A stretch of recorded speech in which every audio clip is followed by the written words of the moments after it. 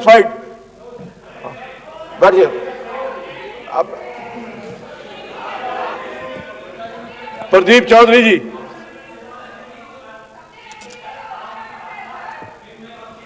बैठ जाइए आप, प्लीज प्लीज बैठ जाइए। नहीं ऐसे नहीं, आप बैठ जाइए, ऐसे नहीं। हाँ बिल्कुल, मैं हाथ जोड़ करके निवेदन कर रहा हूं, आप बैठ जाइए। आपने सदन चलाया पहले, आपको भी पता है कैसे चलता है। 675।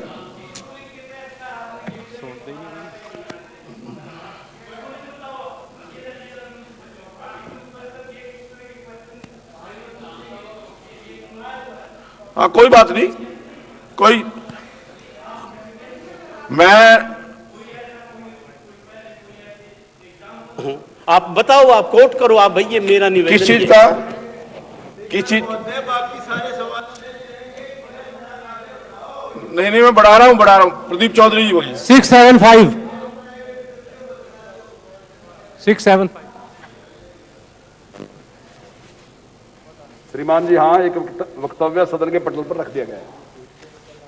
माननीय अध्यक्ष महोदय जी, मैं आपके माध्यम से मंत्री जी से कहना चाहता हूं, इसके बारे में मंत्री जी से मिला भी था और माननीय मुख्यमंत्री महोदय जी को भी मैंने, जब बजट सेशन था, चर्चा थी पंचकुला में, मैंने मुख्यमंत्री महोदय जी से भी ये बात कही थी कि हमारे क्षेत्र में वैसे तो पैराफेरी एक्ट भी बहुत जगह लागू है और कंट्रोल्ड एरिया मोरनी में जो लागू है, जब तक उसको हटाया नहीं जाता वहाँ बहुत दिक्कत परेशानी है। अगर आप मोरनी को अगर पर्यटन स्थल बनाना चाहते हैं, विकसित करना चाहते हैं, तो मैं आपके माध्यम से मंत्री जी से, मुख्यमंत्री महोदय जी से गुजारिश करना चाहूँगा कि इस कंट्रोल्ड एरिया को खत्म किया जाए, तभी वहाँ विकसित हो सकता है, तभी मोरनी को टूरिज्म प्लेस कह सकते हैं।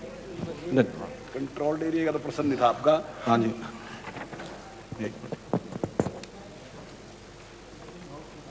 है जी।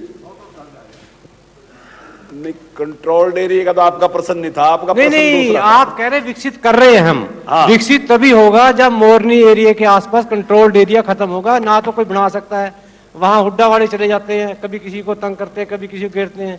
जब तक तो वहाँ दुकान, कोई होटल नहीं खुलेंगे, विकसित कैसे होगा वो? चलो, मैं पर्यटन के बारे में आपको बता दूं, कंट्रोल्ड एरिया के बारे में बाद में नहीं नहीं, विकसित तो तभी होगा ना जब कंट्रोल्ड एरिया खत्म होगा जी। मैं तो ये कह रहा हूँ, तभी खत्म होगा, तभी चलेगा वहां।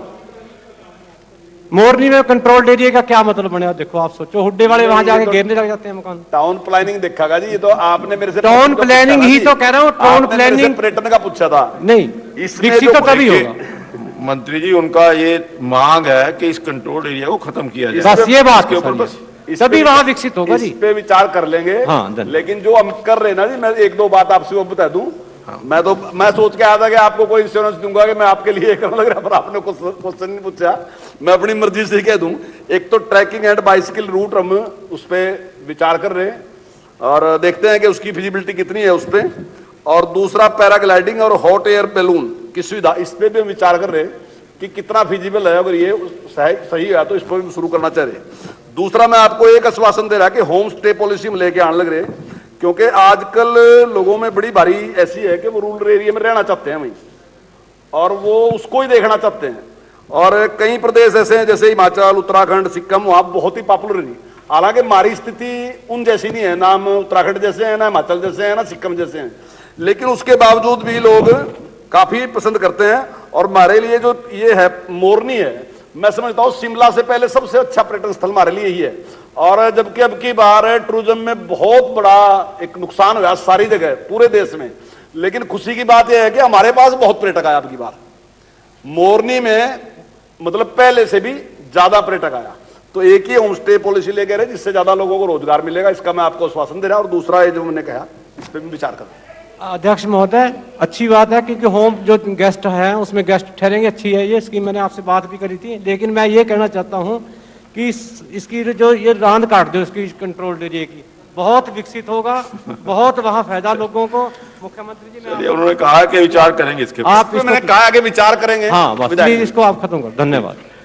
किरण जी, आपके